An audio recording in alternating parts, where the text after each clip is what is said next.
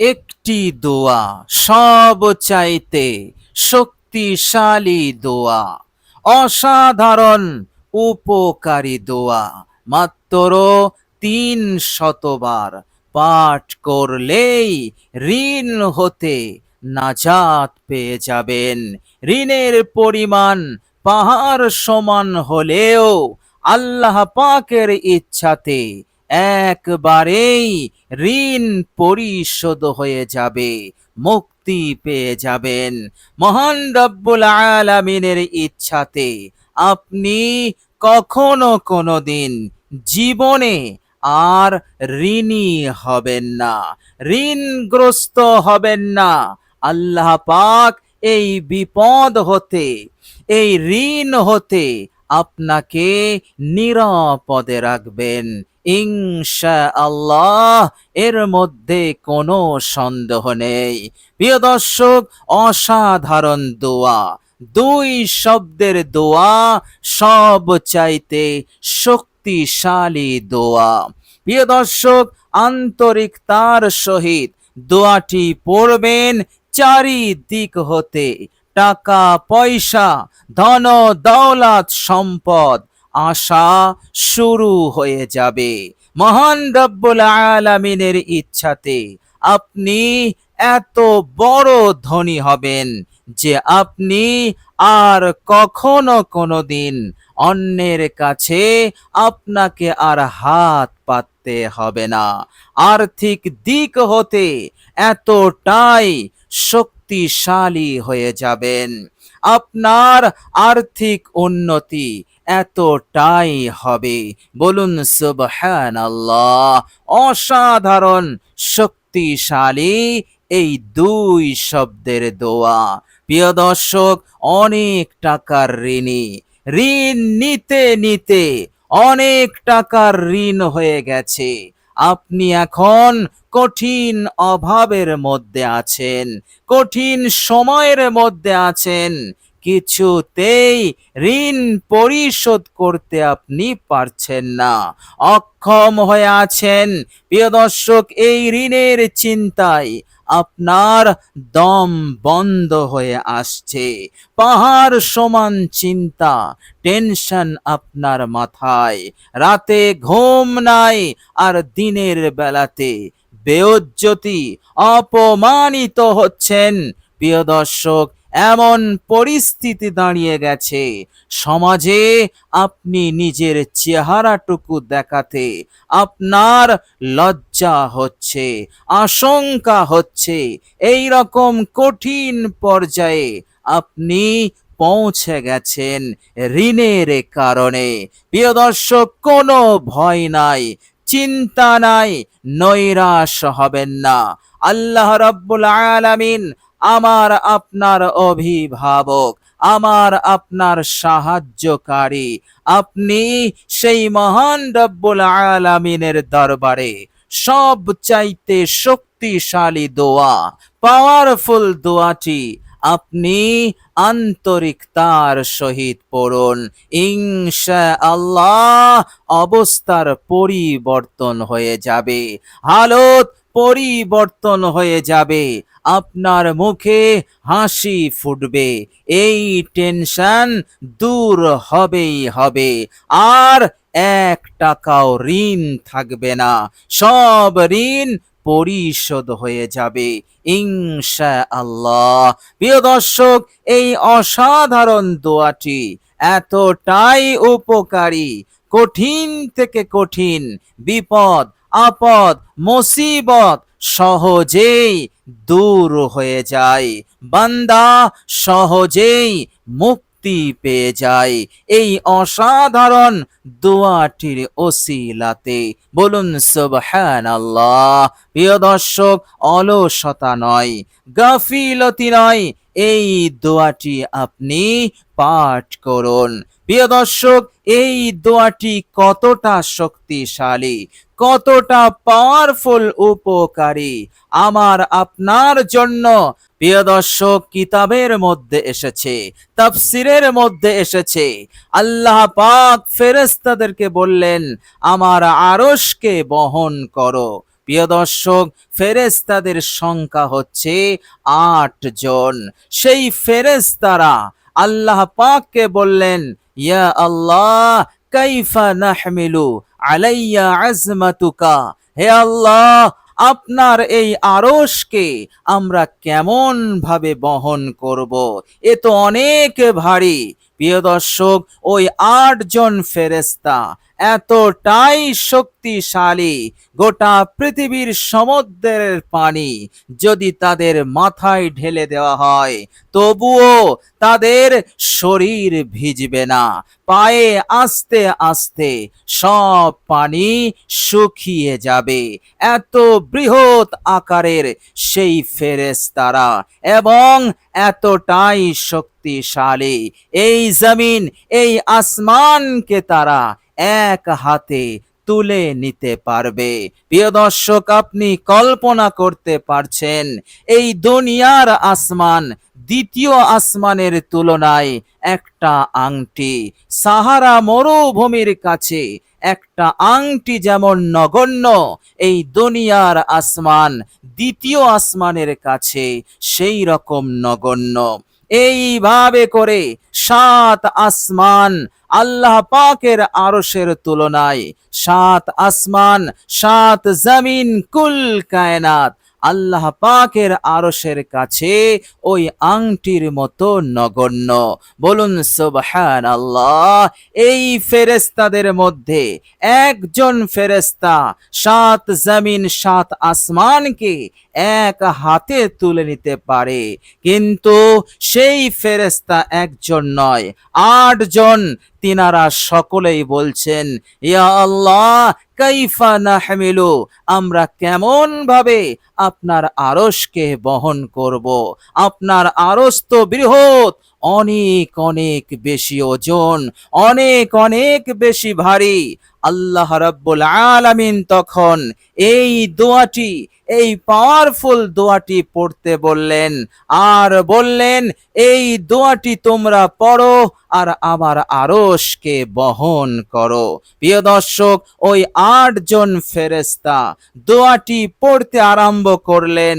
আরশ বহন করা তাদের জন্য সহজ হয়ে গেল। বলুন সুবহানাল্লাহ। প্রিয় দর্শক, এই সেই দোয়া, অসাধারণ দোয়া, অসাধারণ শক্তিশালী দোয়া। কুল কায়নাতকে এক পাল্লায় রাখলেও এই দোয়ার ন্যায় ওজন হতে পারবে না। এই দোয়ার পাওয়ার, এই দোয়ার শক্তি ভারী হয়ে যাবে। এই দোয়ার মধ্যে আল্লাহ পাক এতটা আজমত, এতটা বরকত, এতটা পাওয়ার আল্লাহ পাক রেখেছেন। বলুন সুবহানাল্লাহ। এক সাহাবী ছুটে ছুটে আসলেন, এসে বললেন, ইয়া রাসূলুল্লাহ, আমি অনেক বিপদের মধ্যে আছি, কঠিন বিপদের মধ্যে।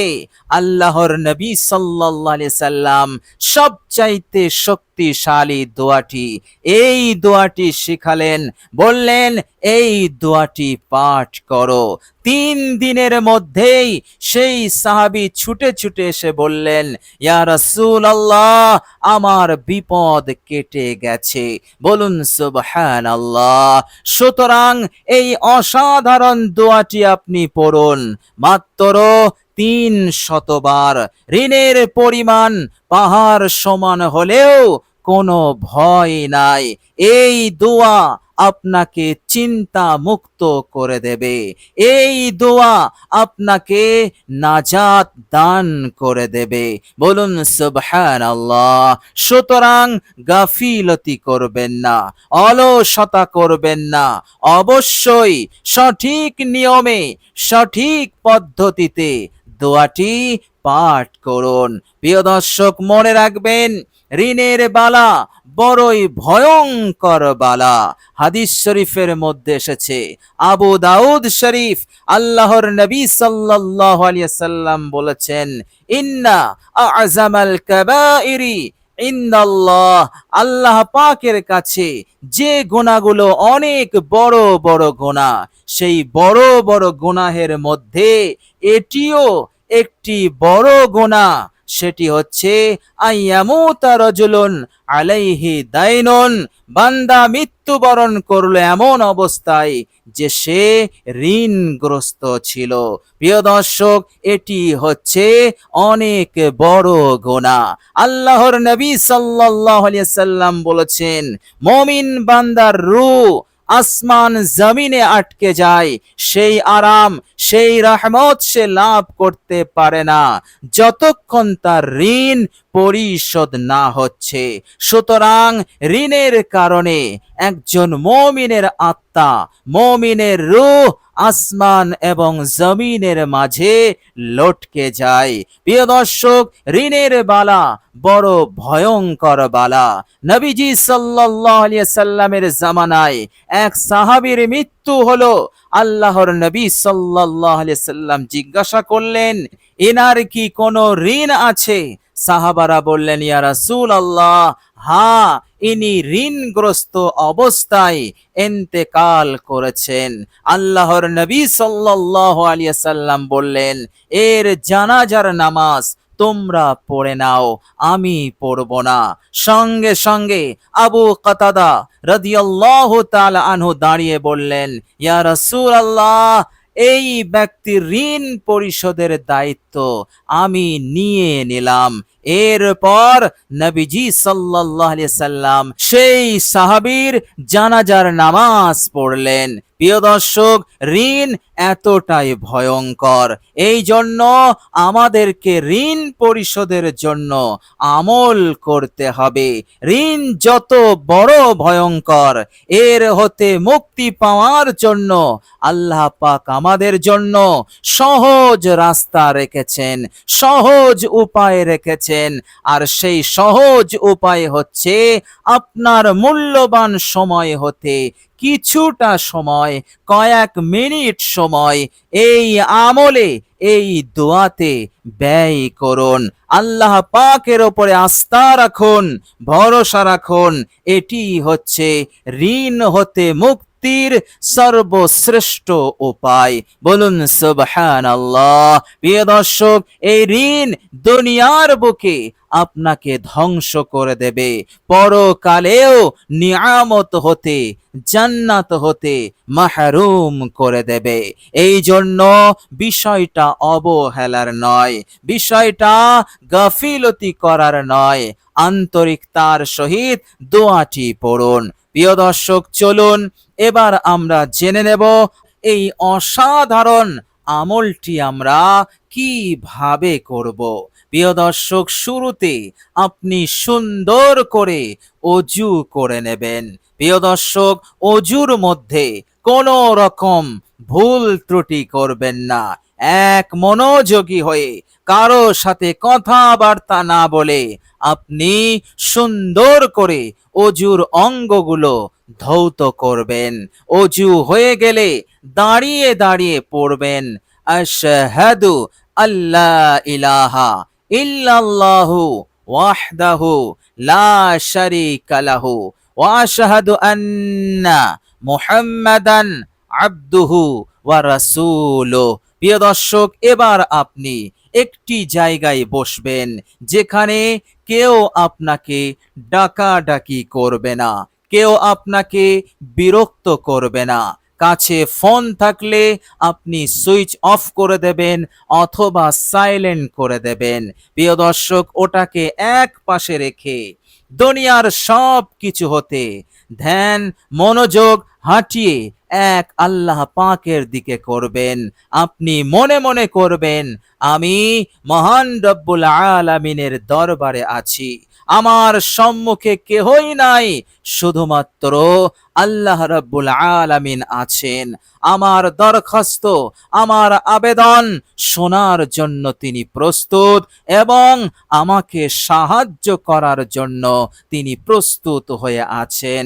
এইভাবে করে আপনি আপনার অনুভূতিতে বিষয়টা নিয়ে আসবেন। প্রিয় দর্শক, এরপর অতীতে যে ভুল যে ত্রুটি হয়ে গেছে, আল্লাহ পাকের নাফরমানি হয়ে গেছে, এর জন্য অনুতপ্ত লজ্জিত হয়ে 3 বার ইস্তেগফার পড়ে নেবেন। আস্তাগফিরুল্লাহাল্লাযী লা ইলাহা ইল্লা হুয়াল হাইয়ুল কাইয়্যুম ওয়া আতুবু ইলাই। এই ইস্তেগফার 3 বার পড়বেন। এরপর আপনি দরুদ শরীফ পড়বেন মাত্র 3 বার। আপনার জানা যে কোনো দরুদ আপনি পড়তে পারেন। দরুদ ইব্রাহিম পড়তে পারেন, এছাড়াও যে কোনো একটি ছোট্ট দরুদ শরীফ পড়লেও চলবে, কোনো সমস্যা নেই। তবে আন্তরিকতার সহিত পড়বেন, নবীর প্রতি ভালোবাসা মোহাব্বতের সহিত পড়বেন। কেননা এই দরুদ পড়লে আমলে নূর এসে যায়, বরকত এসে যায়, ইখলাস বাড়ে, আন্তরিকতা বাড়ে, মনের অবস্থার পরিবর্তন ঘটে। আপনি আপনার মনোযোগকে স্থির রাখতে পারবেন। এই জন্য 3 বার দরুদ শরীফ পড়বেন, আর সেই আমলের কবুলিয়াতের দরজাটাও অনেক বেড়ে যায় দরুদের বরকতে। প্রিয় দর্শক, 3 বার দরুদ শরীফ হয়ে গেলে এবার আপনি 3 বার এই ইসমে আজমটি পড়বেন, ইয়া জাল জালালি ওয়াল ইকরাম, ইয়া জাল জালালি ওয়াল ইকরাম, ইয়া জাল জালালি ওয়াল ইকরাম। 3 বার পাঠ করে এই অসাধারণ সব চাইতে শক্তিশালী দোয়াটি আপনি পড়বেন বিরতিহীন ভাবে 300 বার। প্রিয় দর্শক, আপনি পড়বেন এবং আল্লাহ পাকের কাছে আস্থা রাখবেন, আমি যে উদ্দেশ্য নিয়ে আমলটি করছি আল্লাহ পাক অবশ্যই এই উদ্দেশ্যকে তিনি পূরণ করবেন, আমাকে রক্ষা করবেন, নাজাত দেবেন, ঋণের বোঝা হতে আমাকে মুক্তি দেবেন। প্রিয় দর্শক, সেই দোয়াটি হচ্ছে লা হাওলা ওয়ালা কুওয়াতা ইল্লা বিল্লাহ, লা হাওলা ওয়ালা কুওয়াতা ইল্লা বিল্লাহ, লা হাওলা ওয়ালা কুওয়াতা ইল্লা বিল্লাহ। আপনি 300 বার পড়বেন ইনশাআল্লাহ। বিশ্বাস রাখুন, জায়গা থেকে ওঠার আগেই আল্লাহ রাব্বুল আলামিনের দরবারে কবুল হয়ে যাবে, আর আপনাকে তিনি নাজাত দান করে দেবেন। তিনি তিনার অসীম হিকমতের মাধ্যমে এমন ভাবে সহজেই মুক্তি দেবেন যা আপনি কখনো চিন্তাও করতে পারেননি, কল্পনাও করতে পারেননি ইনশাআল্লাহ। প্রিয় দর্শক, আল্লাহ পাকের কাছে দোয়া করি আল্লাহ পাক এই সুন্দর আমলটি, দোয়াটি সুন্দরভাবে বিশুদ্ধভাবে করার তৌফিক দান করেন। আল্লাহ রাব্বুল আলামিন আমাকে আপনাকে সকলকে যেন কবুল করে নেন, ভালো রাখেন, সুস্থ রাখেন, যাবতীয় অমঙ্গল কল্যাণ হতে নিরাপদ রাখেন। আমিন সুম্মা আমিন। প্রিয় দর্শক, কমেন্ট বক্সে একবার আমিন লিখে দেবেন। আজ এ পর্যন্তই। সকলে ভালো থাকবেন, সুস্থ থাকবেন। ভিডিওটি ভালো লাগলে একটি লাইক এবং শেয়ার করে দেবেন। প্রিয় দর্শক, শেষে আমার আন্তরিক সালাম নেবেন। আসসালামু আলাইকুম ওয়া রাহমাতুল্লাহি ওয়া বারাকাতুহু।